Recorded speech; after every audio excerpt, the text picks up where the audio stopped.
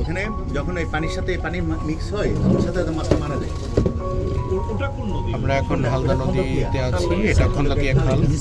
যে খালটি city corporation এলাকায় বিস্তৃত হয়েছে এবং আমরা অত্যন্ত স্পষ্টভাবে দেখতে পাচ্ছি পানির যে রঙের পরিবর্তন।